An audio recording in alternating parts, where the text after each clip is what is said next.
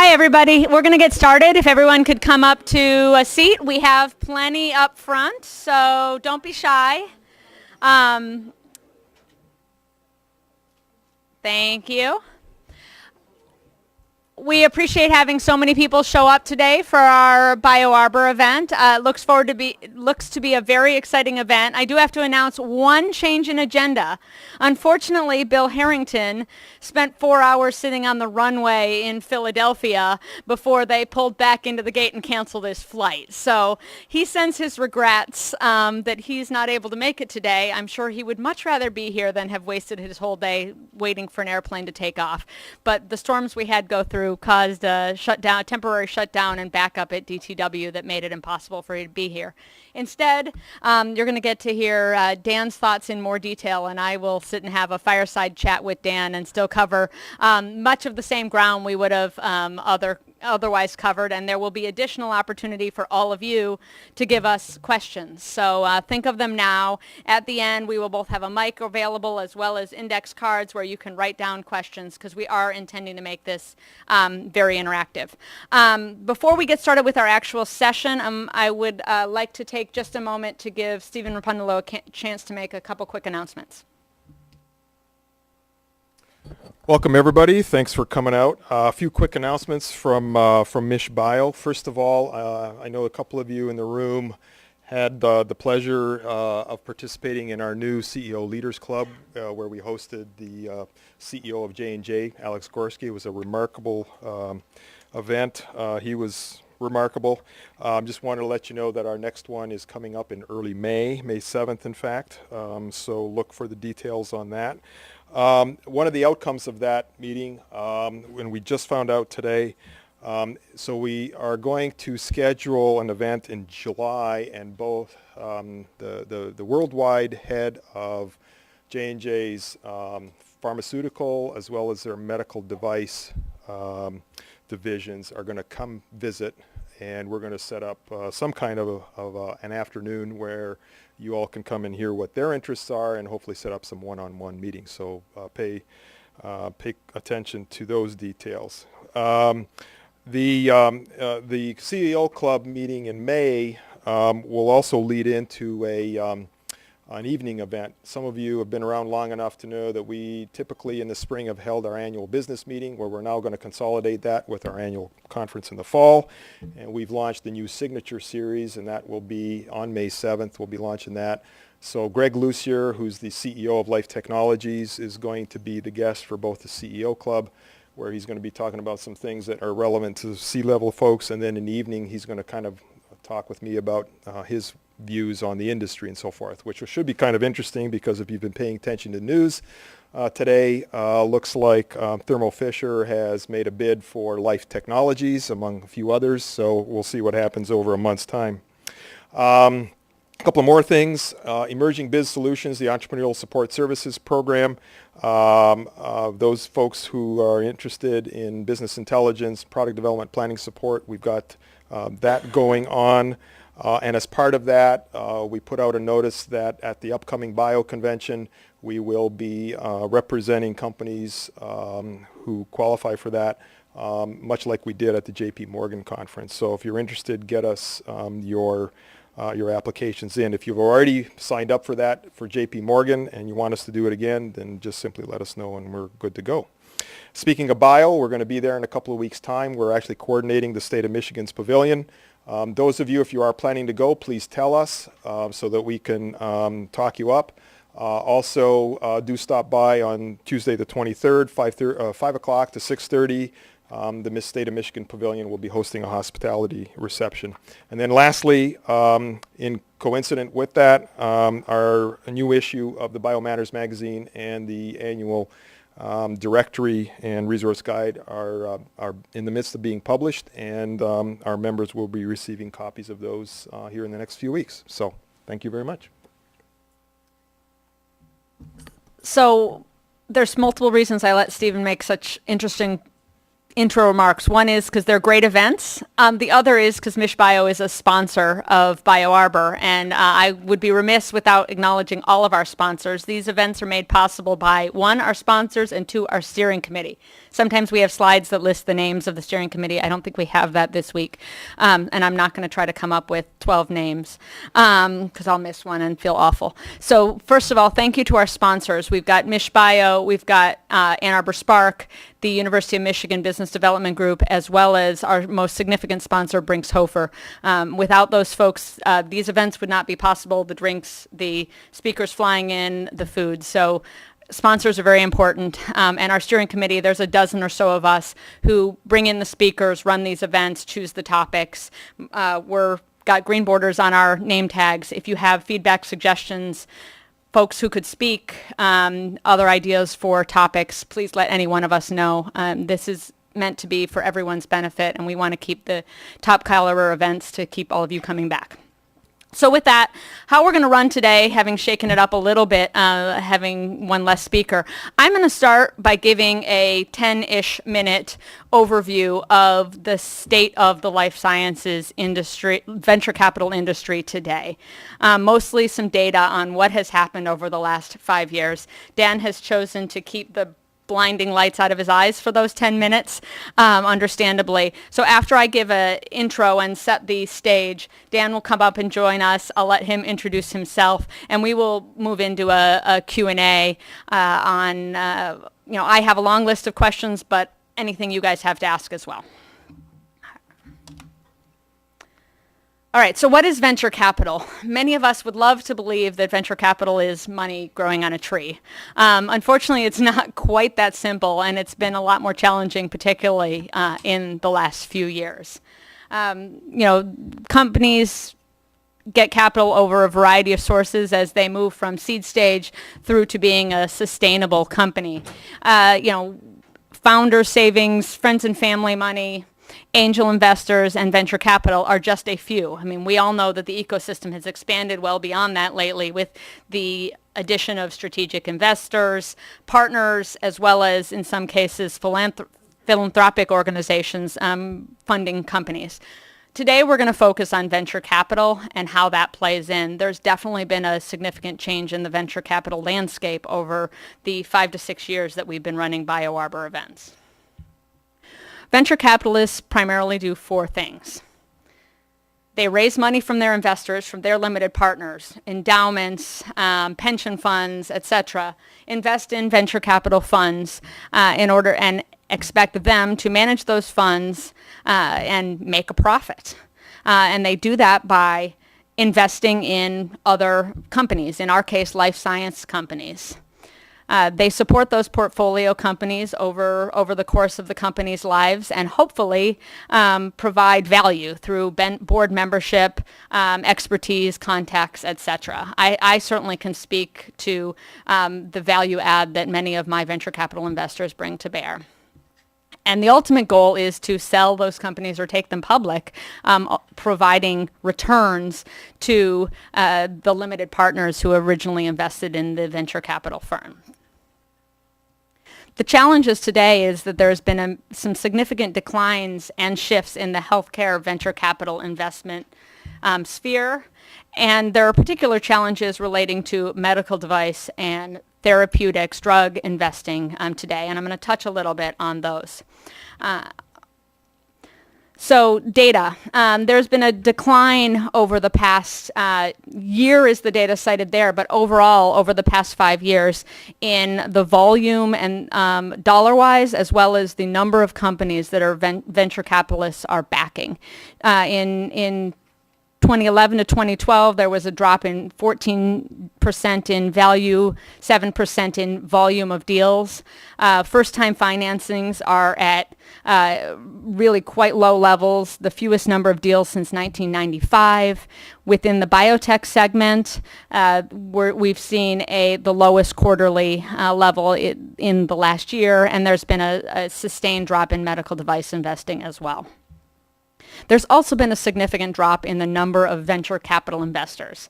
The number I cite here, I saw just last week, so cited it since it's recent, shows a 30% drop in the venture capital investment professional sphere. That's a number relating to VC broadly, not just life sciences, but the same thing is true in life sciences. There's been a 30% drop, and we can ask Dan the question, but I would venture, and many would venture to say that that's only the tip of the iceberg. There's going to be further drop off in venture capitalists who are working in the business and investing in the companies that we're all starting.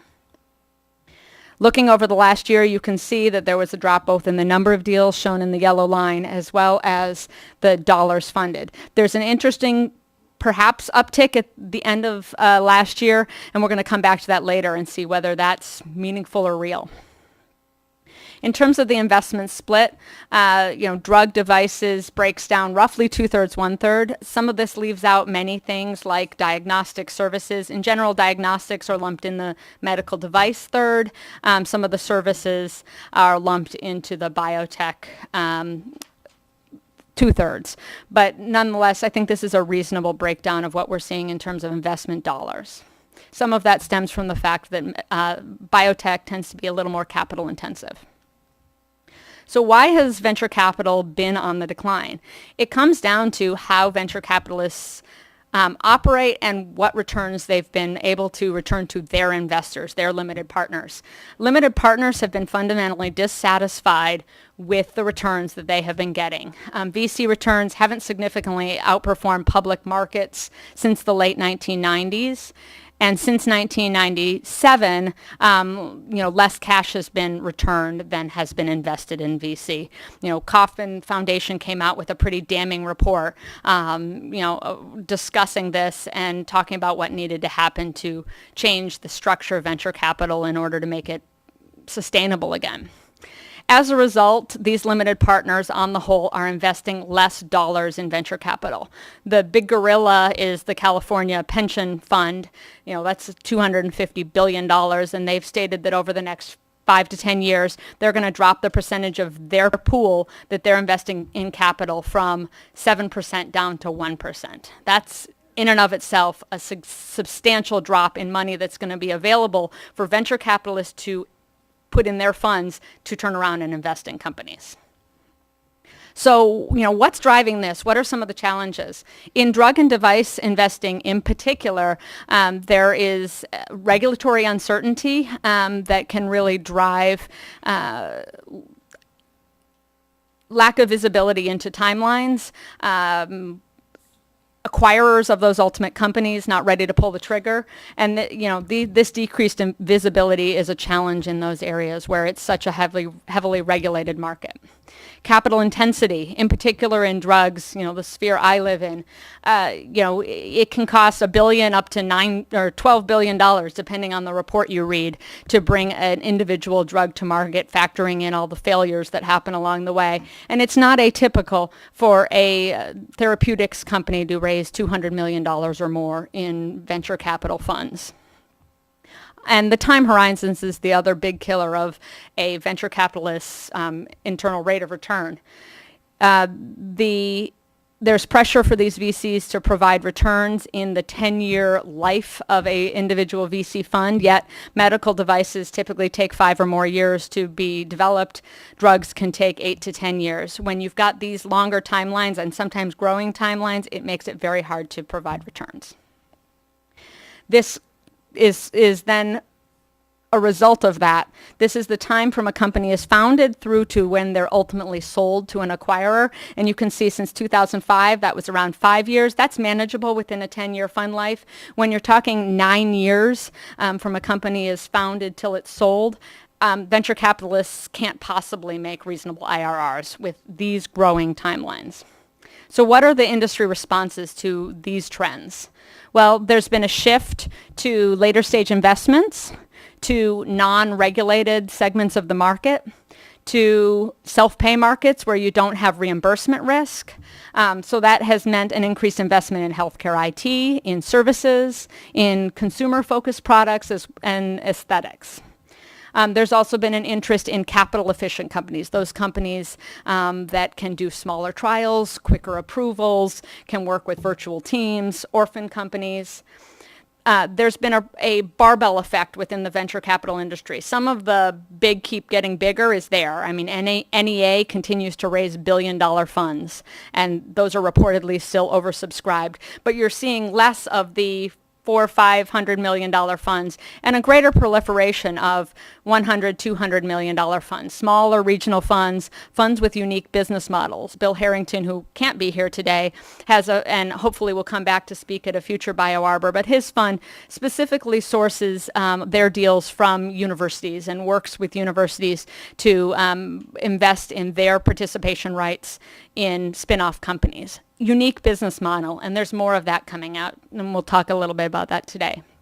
And then there's an increased involvement from corporate and strategic investors who are stepping up to the plate to fill some of this gap.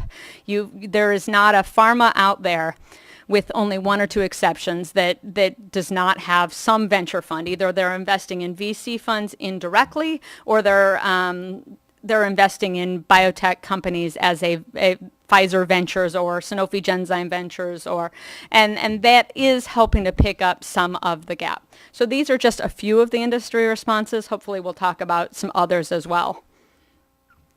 So my last slide is meant to be provocative. This is looking, and this is from within the biopharma space. It's from an HBM M&A report that came out just a couple months ago, and shows the multiples of exits that venture capitalists are getting when they sell their companies.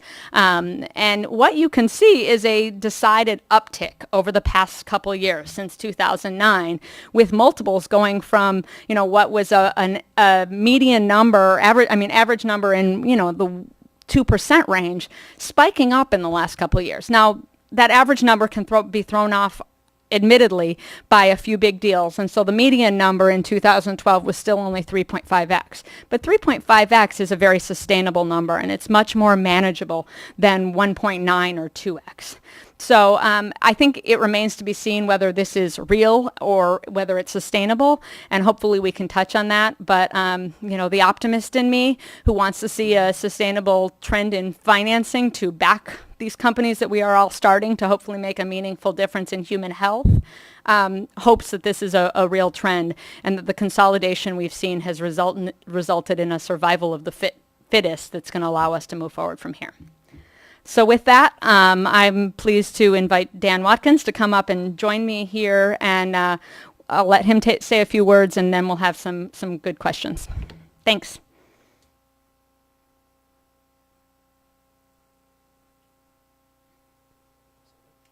There we go. Yeah. Am I on?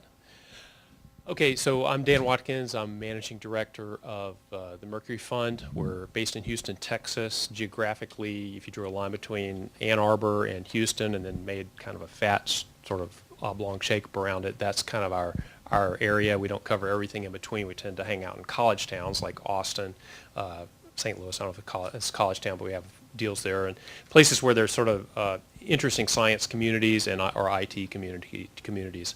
Our fund, we're a generalist fund, so one thing that, I was listening to the talk is we could just run away from life science and not do any of it. And but we actually think that there are some, I agree with Julie's assessment that there's some really negative trends, but we think there's some really interesting opportunities. And so we're bullish on certain subsectors in life science, and we can talk more about that. We have about $120 million under management. We have done, in our last fund, we've done somewhere between 20 and 25% of our deals are actually in Michigan, so we're pretty active up here.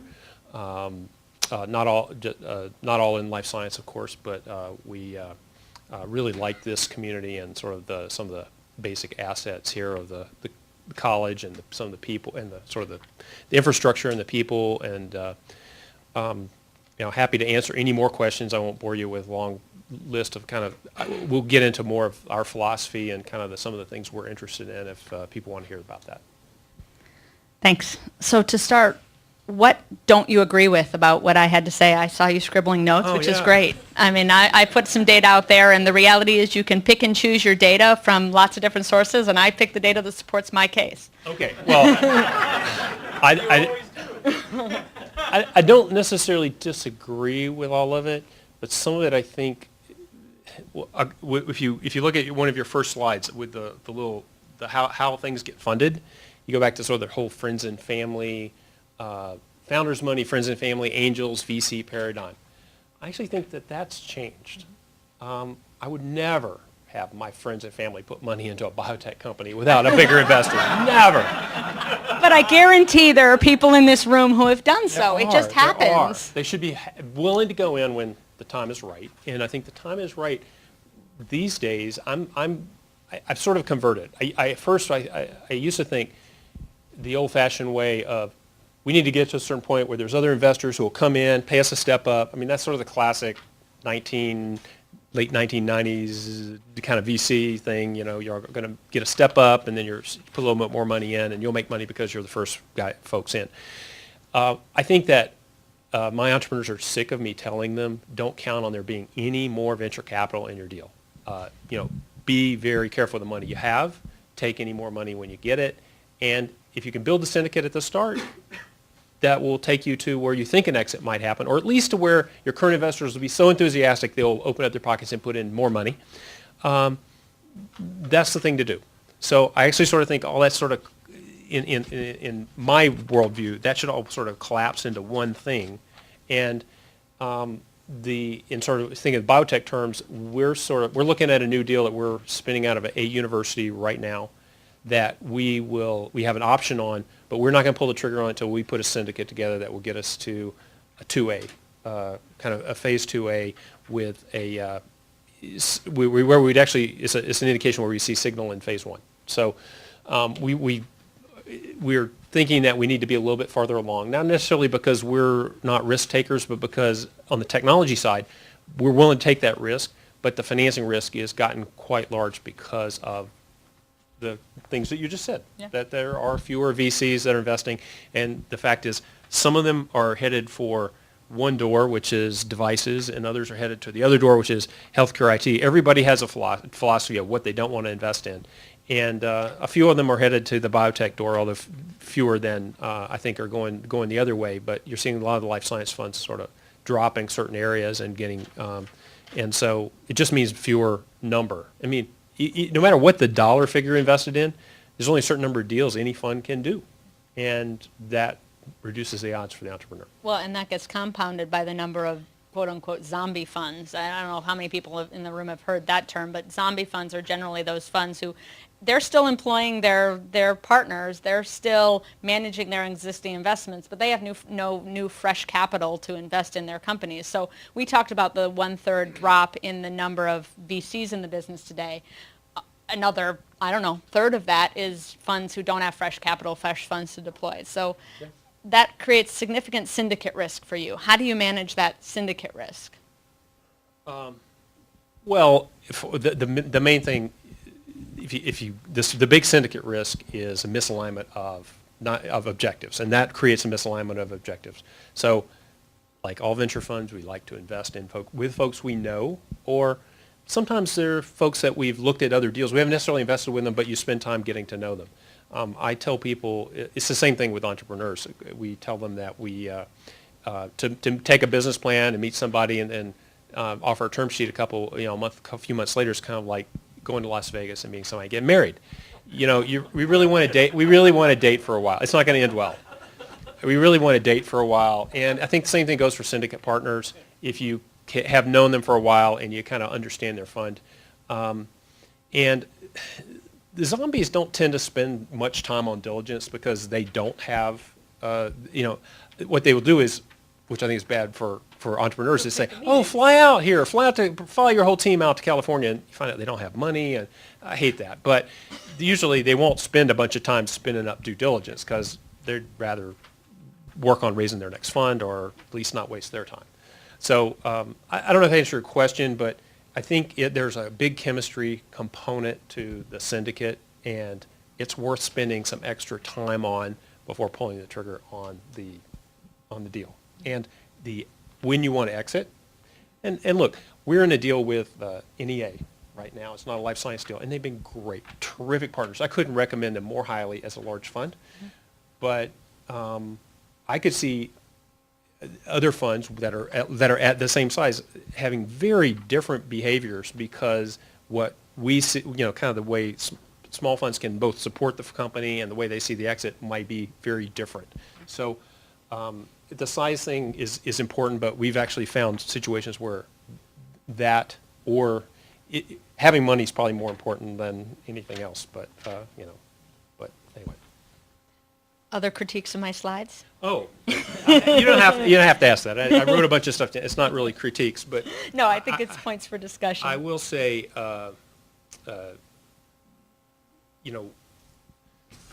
the interesting slide to me, one of the interesting slides to me was the investment split between devices and biotech.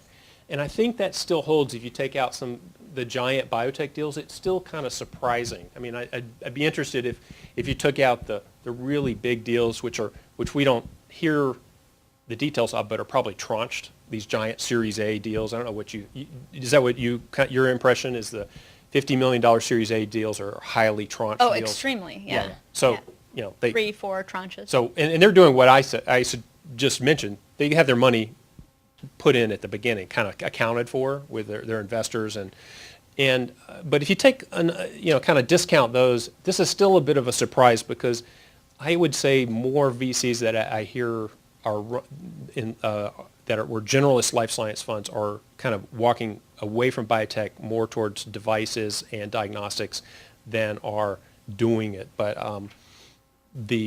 I believe the risk reward for venture investors is weighted towards biotech right now. It's a very interesting time. We're seeing much more activity with the strategics early on, wanting to be part of syndicates, wanting to look at early deals with us. We went to the big conference, of course, every year is JP Morgan conference, and you go and you have a bunch of meetings with your colleagues and maybe a few companies and then strategic investors. And talking to the other venture capitalists, kind of depressing. This is a tough market. We're having trouble selling companies. On the strategic side, it was, how can we look at deals with you? We're looking at more early deals, early stage companies, and it was a dramatic difference this time. And I don't know what's driving that, but we've seen a more interest by the strategics, and so I think that this is interesting that you've got more activity on biotech, and I actually think that's warranted. I mean, in our fund philosophy, at least. This investment split might look different if you looked at number of deals versus dollars. Could be, but that's not necessarily meaningful because a lot of those device deals will never get to revenue. Not get to revenue. A couple $1 million in a device deal isn't going to get you that far. Whereas, a high single-digit investment in a biotech deal may get you through a phase 1 trial and really prove up your technology. Mm-hmm. So, we have kind of similar philosophy of you do a phase 1 trial, it's meaningful, and use your money wisely. There's really some good dynamics there, I think, for the entrepreneur and the venture capitalist. But on the medical device side, one area that gets lumped in there is tools. And I actually hear from a number of VCs. I had some call me the other day. And just asking me to look at, do I know more tools deals? They've decided to go that route, sort of the R&D. I guess Accuray would be a good example of a tools deal. So I get the impression that it's not an area we focus on, and we look at deals in that area, that space, obviously, but we haven't done any other than, I guess, Swift, which has turned out great. But I think that's going to be a continued area of interest. That's definitely an area where I've seen some of the more pharma investors ask me what's going on, and so it does seem to be an area. Yeah. So what are you in particular looking at in terms of areas that you're excited about, and taking that a step further? What are areas beyond what you look at that are out your core focus, but you do think have a lot of potential within the venture capital investment sphere? So let me make sure I understand. What are we interested in now? What's hot across the board, whether you're touching it or not, but where are investors looking to invest right now? I don't think there's I would consider any place in life science hot, because so many of the venture funds are going away, or they're struggling with their current portfolio companies. We're keeping our powder dry for those companies. So it's really hard for me to see. A few data points about tools. I haven't had anybody say they're really, really interested in implantable medical devices. The FDA's gotten tougher on 510Ks. There's kind of a concern that it's going to get even worse. There haven't been a huge number of early acquisitions there, so you're committing to a kind of a long haul in terms of developing a company and driving it to revenue. But the the kind of oncology's been pretty hot, rare diseases on the biotech side, but I don't really have enough data points to know what's hot out there. For us, we'll consider everything, and even though I say I don't, the minute I say I don't want to be invested in some area, I'll see a deal and I'll fall in love with it, and it'll defy logic that I said that, but it will, so we'll look at anything, but the things that we kind of stay away from, I'm kind of leery of, is anything that has changed doctor behavior. And because there's so much stress on the system right now, doctors are under a lot of pressure to control costs, are under pressure to, their salaries are under pressure, and you have to, and especially if you have to get reimbursement, you have to get the doctors to support this, and then it's just, like you said, there's been a little bit of rotation to things that are self-pay, and I actually think that healthcare IT was hot for a while, but I believe we may be cresting that hill because a lot of people are finding that the sales cycles are slow and there's a lot of competition in it. But there still may be some interesting opportunities on the consumer side of that, the self-pay side of that, which I find pretty interesting, especially if you couple with things like people knowing what their the sequencing of their tumor types if they have cancer, and how they can interact with, very educated consumers. How do you feed them information? And so I think that there's some healthcare IT areas that are going to become hot and interesting, but maybe not the traditional EMR, EHR. So that's sort of a snapshot, but again, very few data points. So I can keep going with questions, trust me. But there are cards that are going to be passed around if folks want to write down questions so that you can ask anything anonymously if you don't want to be given a microphone, or you can raise your hand and a microphone can be brought to you. It does not just need to be Julia and Dan chatting up here. I would welcome interaction from all of you. Well, I'm doing all the talking. What areas do you think are hot and are interesting? So I only know the biopharma world. I've never lived outside of that, so I can't comment outside of biopharma. Within biopharma, I would very much agree with you that cancer and orphan drugs have been popular. Right. That's why I started my Right. company, even though you chose not to invest in it. I'm sure I will regret that. I'm sure you will too. The discussion we had beforehand on some of the larger markets, though, is an interesting one. So I think Alzheimer's disease, cardiovascular disease is just a real challenge for biopharmaceuticals right now for two reasons. I'm okay with certain areas that are large markets, long trials, as long as pharma is buying. If pharma is going to provide you that exit, you're okay. But I think pharma is backing off from Alzheimer's at the same time as they are long trials and expensive trials. And so personally, I am more compelled to those areas that are clear early endpoints, phase 1 reads, manageable later stage trials, or areas where pharma is all over it and therefore you can count on an exit. Agree. I think phase 1 reads very important because a safety trial doesn't get anybody excited if it's purely safety. You got to see some efficacy for a smaller fund at least, or to do it in a capital efficient way. Otherwise, you need such deep pockets to see it through to a point where somebody would buy it. So, yeah. But you mentioned you think Alzheimer is more compelling than I maybe think it is. Well, we've toyed with the idea of doing something with it be kind of a binary kind of play. We've seen some interesting technologies that the science would tell us that the toxicity, the safety issues would be very low, which you would require for something that would be given for the rest of someone's life. FDA just lowered the bar, said they lowered the bar some. We'll see what that means, but said they lowered the bar in terms of endpoints, provable endpoints. And it's sort of like, it's the risk return. If somebody shows in a good phase 1, phase 2A trial that they can really improve cognition for early Alzheimer's patients, it could be a gigantic win. Could you put one of those in your portfolio? Maybe, but would I back up the truck and put my friends and family in it? not even with a bunch of VCs around it, probably not, Yeah. because it's most likely to fail. But if you're building a portfolio, can you take a few shots like that? Maybe. But there's not enough. You need to be an NEA or an OrbiMed or Giant Fund to be able to carry those all the way. And as you said, there's a little bit of negativity out there because of all the failures, but they'll change as soon as somebody shows some really good data, don't you think? Yeah, but no You- one knows where to start because the biology is not understood. Totally. I mean, I feel like neuroscience is where, immunology was a decade ago and where cancer was Right, 15 right. to 20 years ago. Now that we have a good grasp on molecular targets within cancer, we've been able to start targeting them. We've had a better understanding of T cells and immunology in the last 10 years, and we're able to start targeting that. I think we got another decade before we have that molecular understanding of neuroscience. But that's what you get for asking me a question. Could be.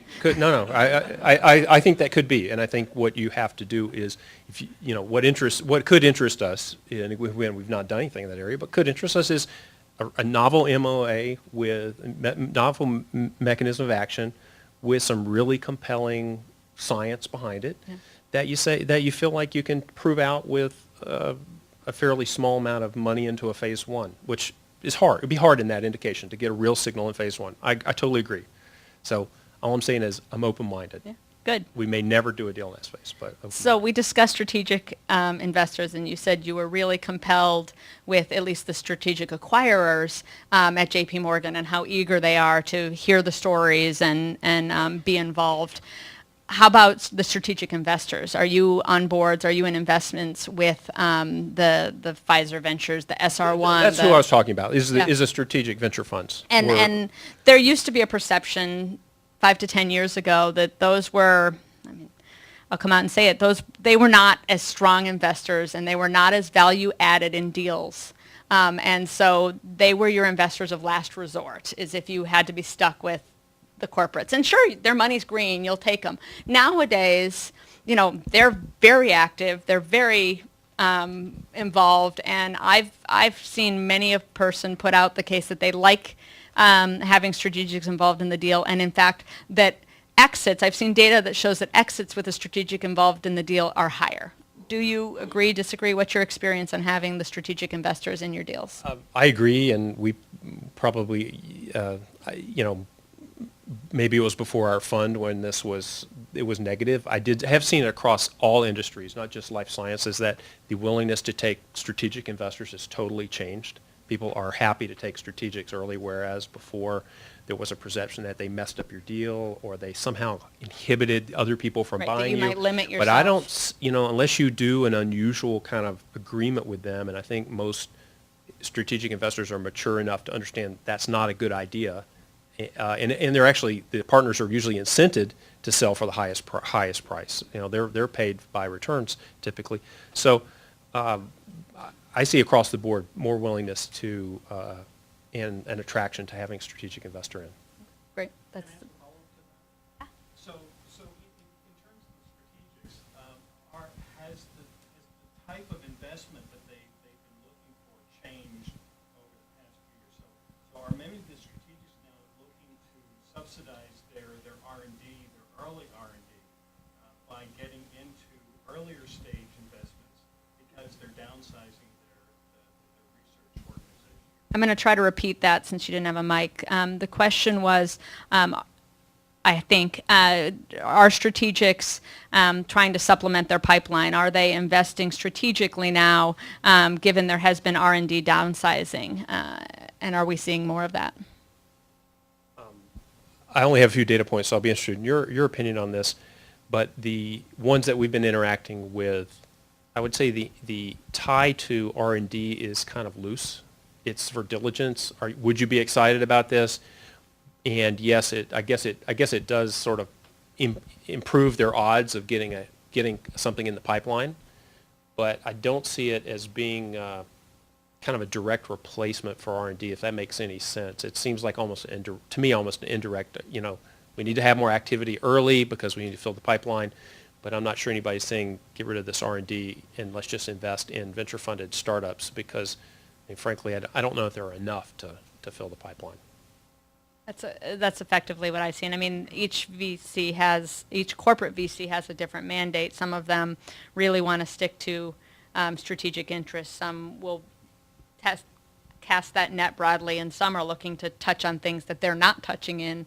But on the whole, it's a sphere around their interests to try to foster the ecosystem. Yes, and I think many of the ones we're looking at deals with. We're actually, I don't know that we have we're about to do one with a strategic.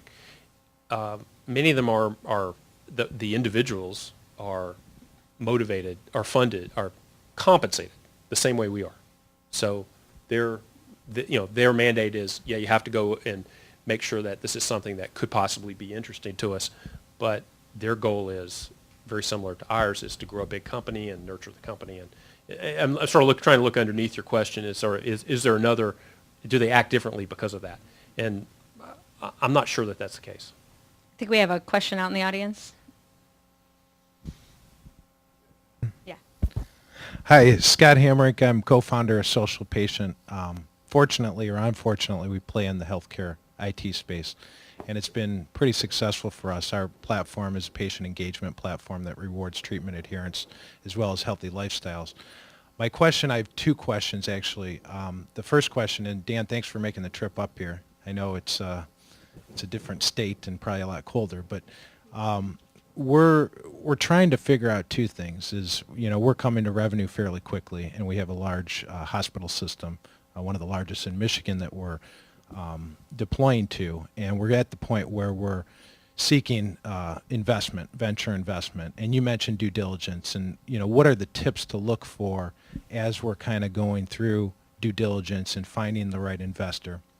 And the second question is, we find a lot of our competition has no domain expertise in healthcare, especially on both coasts, both Boston and in San Francisco. Tons of money being flipped all over to invest in healthcare IT, but nobody has a clue what pay for performance or value-based benefit designs or anything that is practical application to the physician or to the patient. And so we're trying to figure out what value that plays in an investor's mind when millions of dollars are thrown at that, but no clue on how to sell a physician or a hospital system. Well, it sounds like you have two questions. Yep. One is, what about all those guys that don't have domain experience, that are sort of muddying the water there in the healthcare IT space? And the other one is about diligence. Your VC diligence of your company, or your diligence of venture capital? I don't want to jump on a plane to go to San Francisco and spend X number of capital to get in front of a zombie fund. I'm not heard that term, but I don't want to see the zombie funds. Okay, well, let me answer the last one. We see the same thing, and in fact, we invested in a company that probably didn't have enough domain expertise, or I feel like they were we were a little disconnected, and it turned out okay. But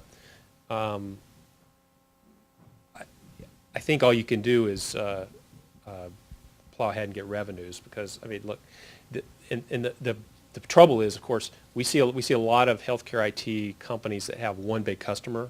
They have one hospital, or maybe a couple, but it's hard to tell whether that's a sort of a regional thing. Okay, you've got those customers, and eventually somebody will sweep in and maybe buy you for those customers if you have some sort of stickiness there. But otherwise, you're just sort of stuck, because there's a whole bunch of other people in every state doing something that's maybe not the same, but enough to sort of muddy the water and slow down the CIOs at the hospitals from buying your system. How do you find a venture capital investor? Well, I don't know. I think you have to get you've probably heard this before. You've got to get introductions to the individuals, because the folks that we've funded lately, and this is probably true if I look even farther back, are entrepreneurs that we've known for a while, or that know somebody that we've known for a long while and gave us an introduction. And again, it's sort of a slower process of dating, because we're not a mutual fund. We're not say, oh, here's something I'm gonna put money in, because I can't get my money back out, right? So there's a time element that kind of works against you if you're here, and you've got, and most of your investors are maybe elsewhere.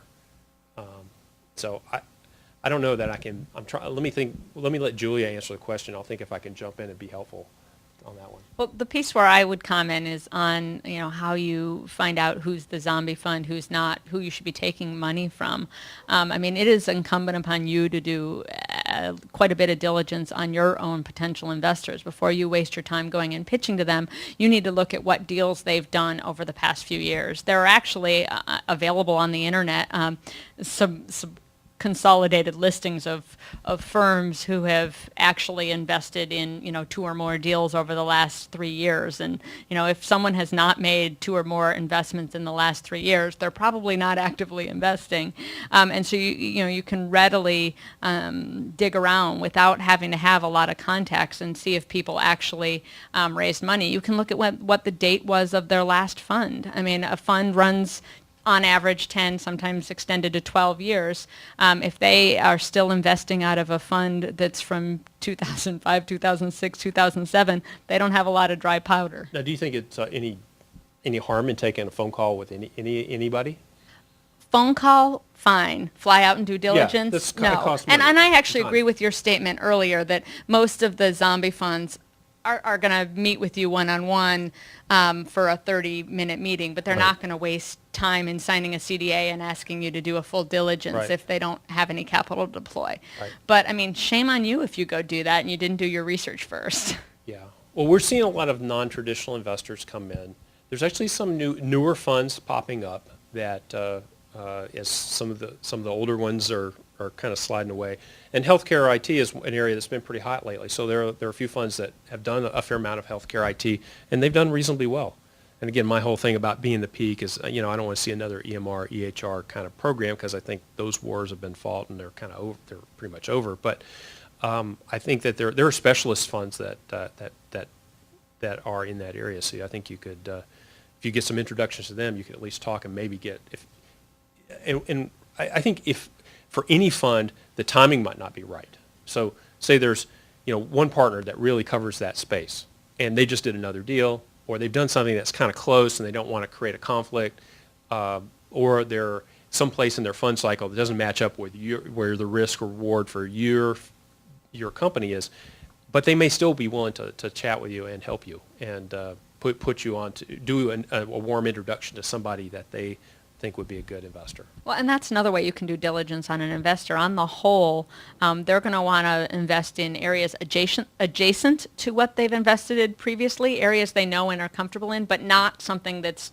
very, very similar to an investment they already have. They aren't going to want to have that conflict, and they're going to want to spread their bets. So if you've seen someone's already made, 2 bets in areas that are virtually identical to what you're doing, then they're probably not going to be willing to pull the trigger on your investment. Yeah. All right, a couple of questions here, and then we have one back there I'll call in a second. So a question here is, are there many Me Too pylons? For example, would the approval of Biogen's multiple sclerosis drug make a pylon into neuroscience? I don't think so. I think the lag time's large enough that whatever happens today, starting a company based on something that's approved today, I mean, this, at best it's a 5-year lag time, and at worst it's 9. I think you showed 9 years. I don't really think so. I think the opposite can happen, like you said, with Alzheimer's or something where there's been a lot of failures and the market is kind of out of favor. People just will stay away from that. But especially if the venture capitalists have been burned, because you learn, it's sort of a neural network kind of thing. You learn not to touch that stove again, and maybe it's a bad idea because you should, reevaluate every opportunity anew. But my answer to that is probably not. Yeah, I'd agree. I don't need to say thanks. If you don't mind using the microphone, it makes it easier for the videotaping. Thanks. Okay. Question for Dan in the sense, you mentioned that basically the cost to get to basically initial efficacy of a therapeutic is one of the things that you're looking at. Would your fund ever look at the space of natural plant chemistry that allows you with food safe substrates that allow you to get to efficacy a lot cheaper, but not in the traditional combinatorial chemistry area? Actually, we got interested in this area maybe a year and a half ago and spent probably 6 months looking around trying and learning something about it. And initially, it had a pretty high degree of enthusiasm for the idea that you could have a natural product, run some clinical trials, really understand what the benefits were. And found some very cool stuff out there. But the problem was, in the end, it turned out regulatory path like a drug, but IP protection like a vitamin. And I still think that there are opportunities there. I just haven't found the one that sort of fits in the small space that between the Wild West of the GNC store and the full bore phase 1, 2, 3 FDA. If we look at it, but I could see it being possible, and we've seen some really interesting things in that space. Yeah, well, one of the reasons I asked the question is that from what I'm starting to hear from some of the pharmaceutical companies, they're back looking at that space, which is one notch lower from the regulation standpoint.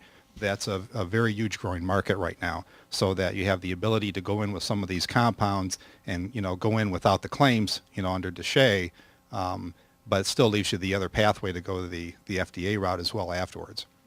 Right, and you're talking about the botanical pathway that basically you get some of the manufacturing stuff is easier. You can jump more quickly into a phase 1 trial. Well, even under the supplement side, you can do the clinicals without the FDA. Sure. And so they can get you to the efficacy path very quickly because you're not worried about the toxicity side. Right. But on the same time. But how do you make the claims to talk about them to the market? Well, that's the whole thing, and that is that you're gonna give up on the claims on the supplement side, but when you start getting into things like Alzheimer's, obesity, and so forth. I think it's interesting, especially if you could build an IP portfolio that's meaningful there. I mean, you could look at, there are some successes. I think everybody knows, lutein is one supplements. It works. It's successful, and it's in Centrium, and a company in Iowa developed it and markets it. So I think it could be done. Yeah. I have a question here. Will VCs play a bigger role in the company to expedite an exit? Bigger role. Bigger than what? I'm not positive. I think my interpretation of that is, our VCs going to step up their involvement and help drive exits. Yes. Yes, and we have, in various situations, we've had companies that were not doing really great and worked with management and founders and kind of found them a home. Sometimes it's with a company that is a bigger, you're trading a little dog for a bigger dog, but you've got stock everybody's got stock in a bigger, more powerful company that might not be public, and we've also cashed out on some that way. And then you have the companies that are doing well, and we have one that is in the multiple tens of millions of dollars of revenue that we're doing the whole investment banker interviews process and very involved in that. Ultimately, management has to be sort of driving the company, but we do believe that helping to pick an advisor, particularly in the case where it's the right to have a banker kind of get in and run a process, is something that we can help a lot on because we can network out and find out a lot about the different advisors and how they behave in different situations, and that's helpful. We don't go make the calls because I think that's what they do really well. And when is it appropriate to bring in a banker or official outside advisors versus running an internal process yourself and counting on business development people or management and board? When is it important to have that independent banker role? I want to hear what you have to say about this one because I think it's probably based on experience. But my view is whether or not you're going to hire a banker to run a process, or you think maybe you get an offer and you just work it yourself. Talking to the bankers early, the ones and seeing what their reaction is and how they if they're interested, they can give you some really valuable feedback in how to position your company. If they're not interested, you should take that as sort of a signal too. So preclinical is probably too early, but you've got some really compelling phase 1 data and you're starting your phase 2. Might be time to start talking to some and sort of teeing things up. But traditionally they might say, well, we really want to see you towards the end of the phase 2 and see when you see that data. But on a biotech company or on a company with revenues, but maybe it's several tens of millions or higher. But then we've had companies that have had strategic interest. We had a software company, strong strategic interest, several months of negotiation, kind of a verbal offer. We engaged an investment banker that we had built a relationship with.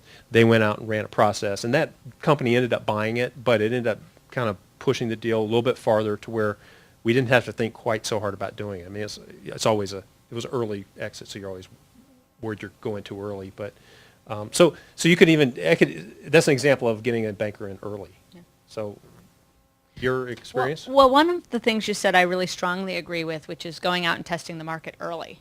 I think a company should be out talking to future partners, future acquirers, future investors early and often, not because they're looking to raise money or do a deal, and in some cases not even to educate those folks. You talked about wanting to get to know someone early. I'm not even as worried about that. I think I get valuable feedback when I go out and talk to those potential investors or partners early. You have to be careful. You've got a credible story that's fully baked that you can tell, but I'm a big fan of getting that input early, as well as fostering those relationships so that a year or two down the road when you are looking to get something done, you can show that you've delivered on your promises in that intervening period of time. The hidden agenda in the question I had was that I personally think in many cases bankers add very little value besides legal protection for the investors. I've been involved in processes where we've gone out and shopped to 10, 20 people, come up with a couple deals, done all the legwork, and then brought in a banker at the end just to write an opinion for us so that the board of directors felt that they were legally covered. And it's an expensive way to give a couple percent of the deal up. For that protection. Yeah. So your experience was it didn't increase your exit by $1. It didn't increase. I've seen it work differently, but I could certainly see that. I could see that happening. Now, if you're running a virtual company, which a lot of companies are running extremely lean right now, having somebody do the introductions if you want to spread out, particularly if you haven't done it early. I mean, a lot of smart entrepreneurs are probably pretty early on going to a partnering conference or doing something like that every year or networking out and getting to know. There's a pretty big universe of acquirers for an oncology company, for instance. Very internationally, there's a large universe. So there are companies that you may not even know that could be acquirers. And if you're doing that early, I could see that maybe not being helpful to have a banker. But but most companies don't do that. Yeah, and then I think they need a full-time somebody person to get dedicated out to that process. See if you can. Are you paying a couple of percent just to make sure there's not an offer out there that's much higher? Yeah, probably. Other questions? Okay, Steve. So, used to be for a period of time that IPO was a dirty word, but there seems to be a real uptick in the number of IPOs that are coming out of the biotech world, and at an earlier stage. So is this a new player? Does this get to Julia's increase in time to exit, and does the IPO help to fund phase 2 studies so that you can get the full value of a deal later on? So is this a new player or a renewed player in the whole biotech community? I don't know. I don't know. The question I guess is if you need capital, are the public markets a good way to go for sort of phase 2, late phase 2 money in a biotech company? I don't know. We've sort of our natural inclination would be stay away from the complexity of all the things you have to do to go public and to be a public company.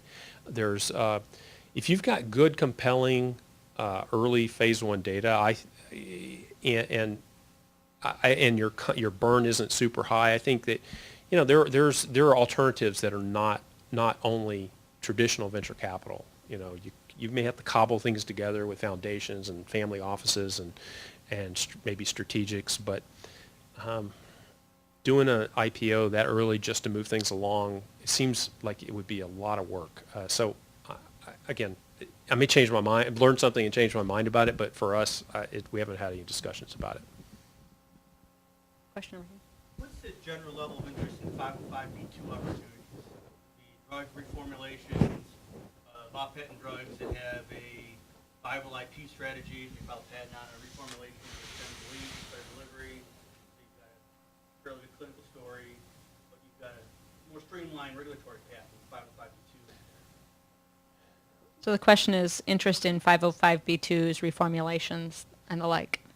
We've looked at a few, and none of them turned out to be both easier and have IP protection that was meaningful. I mean, you're talking, so you'd be talking a small molecule, not a biologic, obviously. IP protection is probably more important there, and if you've got a shorter life on the IP or something that's fairly weak, I don't know. I could see it being viable, but we haven't pulled the trigger on it. So it's one of the things where I'm sure that given the sort of constraints, there's something that fits through that grid, the strainer that we have for deals. But I haven't seen it yet. So, and I haven't read about a ton of 505(b)(2) deals being done. I'd be interested to know if there are, but I haven't seen it.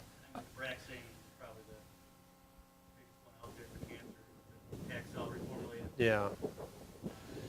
Particle bound, So we've not seen it. So you mentioned that you guys have done a good percentage of investments in Michigan. What do you see as the opportunities as well as the challenges of companies that have chosen to start and remain in Michigan? From the raising capital standpoint in particular.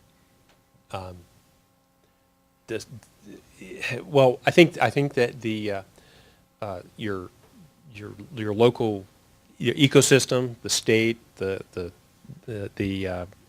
organizations here have done a great job of bringing some venture capital into Michigan. And of all the places we go, kind of in the middle of the country, Michigan feels to me like one of the places that's more likely to have some additional out-of-state investors that will come in and fund deals because of the number of the programs here, and also because of the people in the university here in Ann Arbor. So I think you're ahead of the rest of the middle of the country, which is the middle of the country being everything except for Boston, New York, and Silicon Valley. I mean, we even see a lot of deals that are struggling to get funding that seem like pretty good deals in Southern California. So it's really concentrated now. And I guess my 2 cents is you might have to move, but less likely so here given the infrastructure that's been built. Can you recruit the people? I think you have to look at that on a company by company basis, but since I believe you can run virtually at least for quite a while, does it really, if you know people, especially if you have a network of people you already know are good and you can assemble the team to ride again and do the next deal, it doesn't really matter where they are.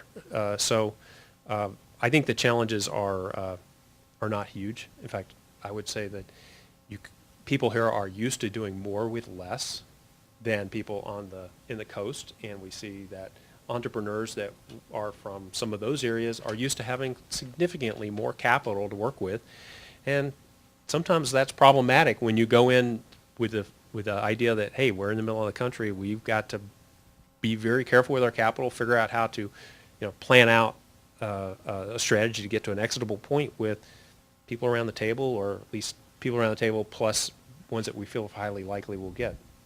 So better than elsewhere, but it's different than the coast.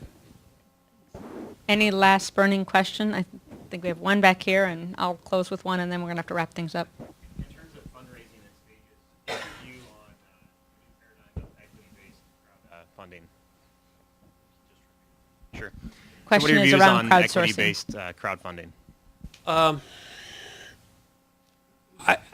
I don't know how you can raise enough from crowdfunding to really move the needle on a biotech deal, for instance, or a life science deal. Will those investors be with you for the next round when they need to be? Will they suck it up when you have to like take a little hit to keep going and things aren't going well and you take a, like we do, you say, hey, okay, we've, hit a speed bump. We're going to have to, we're not going to get the valuation we want. What will happen there? I worry about that. I think the rise of educated angels and family offices is probably more interesting to me. And we have companies, including here, where we're invested with sophisticated angels that act like, VCs, or they might say we act like angels, but we get along great with them. So, so I think that's my view. The whole sort of organized crowdfunding, getting a, there's one of these websites that are sort of like Kickstarter plus for, venture capital raising. I don't know if that's appropriate for life science deals or will work out. I mean, I'm open, but I haven't seen any data points. Have you? No, it hasn't been. Those haven't been finalized by the SEC. Yep.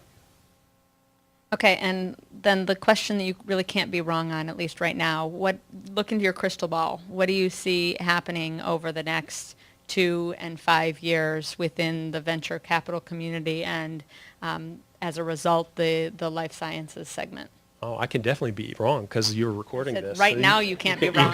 When Here, 2 years from now, you can have me back and well, tell that's me a that different I'm wrong. story. I'll put it up on the slide. Well, then. you have to make your prediction as well. So, so I think that we're going to see increased enthusiasm for early stage biotechnology deals by smaller, newer funds that are, I think you said regional, specialized. I think that we're going to see a kind of a rotation where some of the zombies, the ones that you don't know are zombies, are going to be, you'll know that they're zombies or they'll be gone. A lot more of those, but I don't know if that'll affect this ecosystem.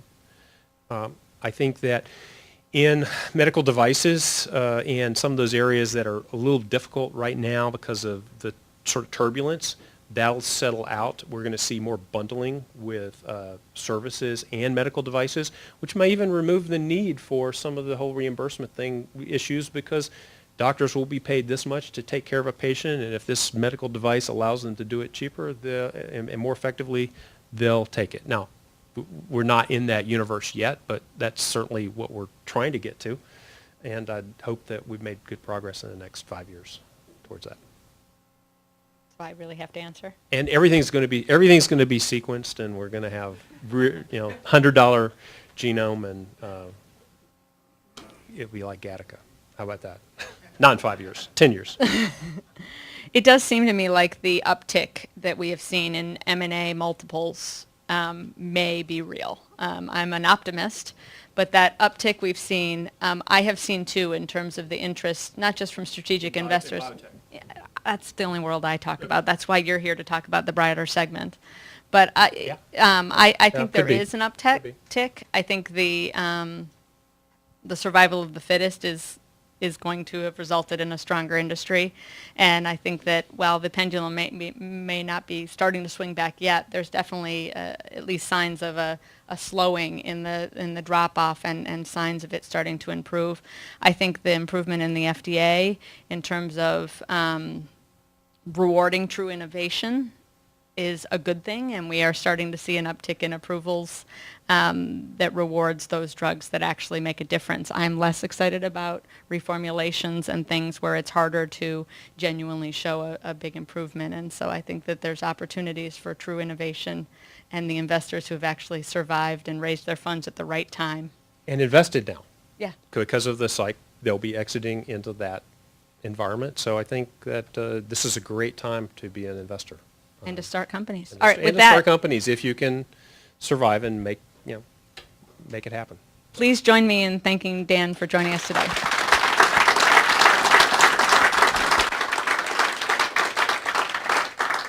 Our next BioArbor event is on June 5th. Please mark your calendars today. It looks to be a great event. We'll look forward to seeing all of you then.